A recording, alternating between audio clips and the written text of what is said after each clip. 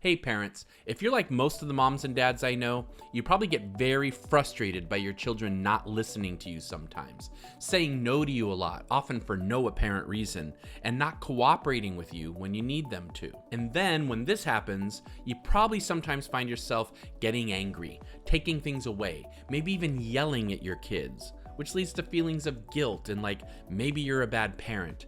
And after all that, it doesn't stop the defiance from happening again.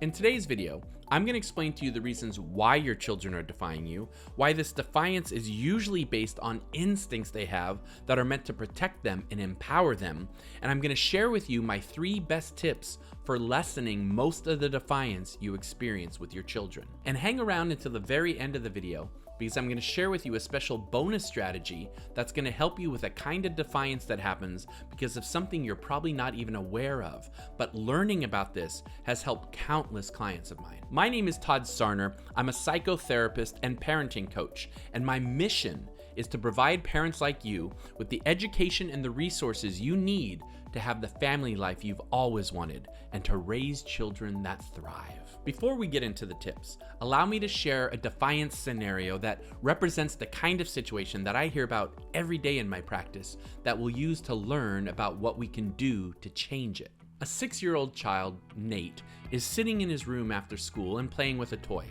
He is so excited because he had to go to school all day and go to the store with his mom after that, and he's just happy to be home and in his room and able to play.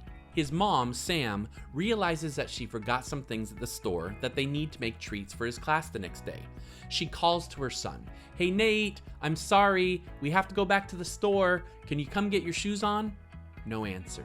She calls out again, "Nate, honey, we need to go to the store. Can you come out here?" Still no answer. A little frustrated now, Sam goes into the room and says his name again, this time a little more sternly. "Nate, come on, we need to go back to the store." He doesn't even acknowledge her presence, let alone answer her. Now she's getting more frustrated and she's feeling disrespected by her child. Finally, she raises her voice and she yells, "Nate, we have to go!" Her son snaps out of what seems to have been a trance and yells back, "What?" She is really upset now and says, "Didn't you hear me?" And Nate simply says, "No." It's a very common situation. Let's talk for a moment about why children have the instinct to resist and defy their parents, and why this instinct is actually part of their healthy development. First of all, children have the instinct to defy us because their brains are literally wired to not listen to those that they don't feel connected to in the moment. This instinct is meant to keep them safe from harm from strangers, and we want them to have this instinct. This instinct is stronger in young kids because they don't have the ability in their brain to focus on 2 things at once. For example, Nate was so focused on his toy, he actually couldn't hear his mother. He wasn't lying. Also, there are just times in children's lives where they're gonna need to say no in the moment just to have time to think about what they think or what they feel or what they want. This is important for their development. Even if their life is good, they probably have to do what others tell them to most of the time, and they need opportunities to develop their own individuality and voice. Both of these instincts are natural and not personal, and when they first occur, they have very little to do with you, but you can make them worse. So now that you understand this, here are my top 3 tips for how you can lessen or even eliminate most of the resistance and defiance in your family life. Resistance and defiance tip number 1. Always get connected first. Most of the day-to-day defiance that parents experience is because their child is not feeling connected to them in that moment. The trouble is, most parents just assume their child is feeling connected because they're their parents or because we were feeling connected a little while ago. That's just not how relationship works. We should never assume connection or take it for granted. Kids lose their sense of connection with us in the moment for a lot of reasons. It doesn't mean they don't love us. No one feels connected to another person at every moment all the time. The way Neufeld describes it is that we're meant to get in our kids' faces, or at least their space, in a friendly way that encourages connection. Get them to smile, get them to nod, show interest in what they're doing. And then, if sometimes you need them to do something, that's the right time to bring it up when they're already feeling connected. Resistance and defiance tip number 2. Don't use pressure or force. This one is simple, but obviously it can be easier said than done sometimes. When kids aren't listening or cooperating with their parents take it personally and feel justified sometimes in raising their voice or using forceful language like, "You must do this," or "You have to do that." This doesn't work for the reasons I've explained. If a child is not feeling connected, they won't hear you, and if you go to forceful language, that will only make it worse.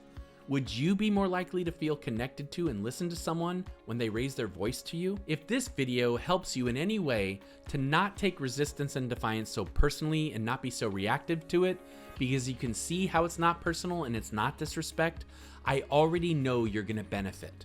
Yes, we can all get frustrated and raise our voice, but it doesn't practically make anything better. Resistance and defiance tip number 3, make room for their choice and their voice. This third tip is related to the defiance that happens when your child is having the instinct to feel their own feelings, to have their own say, or make their own choices. And a lot of times, it's gonna seem really strange because our child is gonna say no to things that they normally really like going to ice cream or to a park. This is part of the process of your children developing the agency and the will that they're gonna need to be a successful person in life. The best thing we can do is practice giving our children ways to express their own voice, to make choices sometimes, to encourage their creative interests, and to let them be responsible for things when it's appropriate. One practical day-to-day thing you can do along these lines is to give your children what Dr. Neufeld refers to as little steering wheel choices.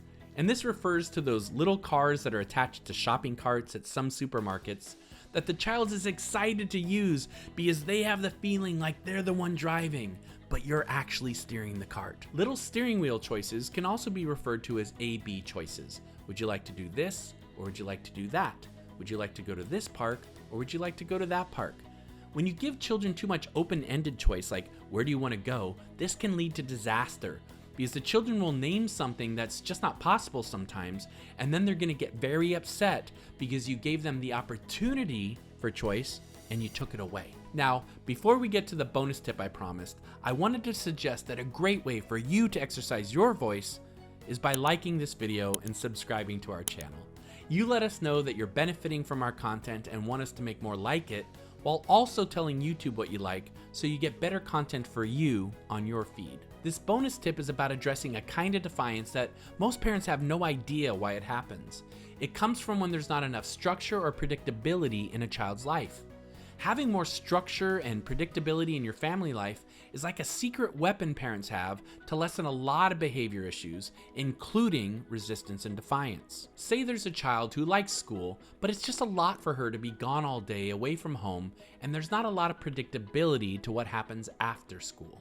One day, Dad is off from work and picks her up and surprises her by going to the park right after school.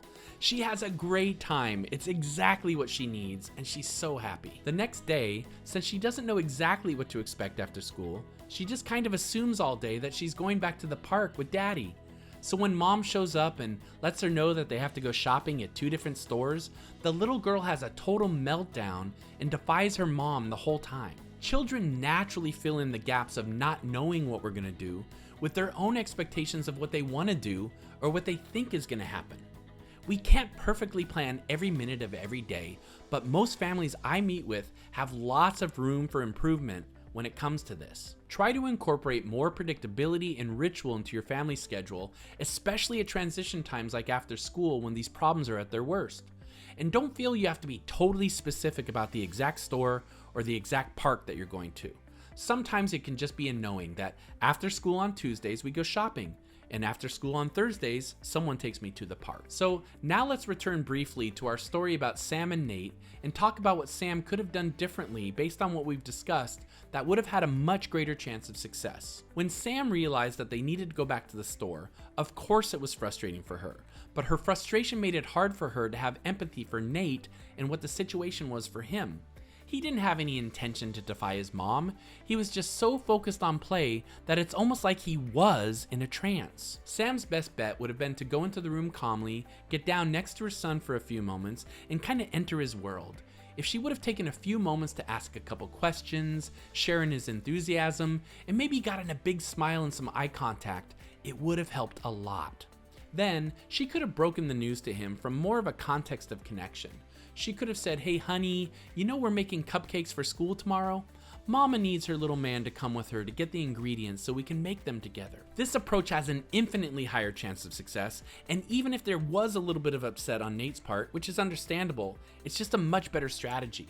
And if you don't connect first, the chances are really good that it's not going to go well. That's our video for today. I hope you found it valuable.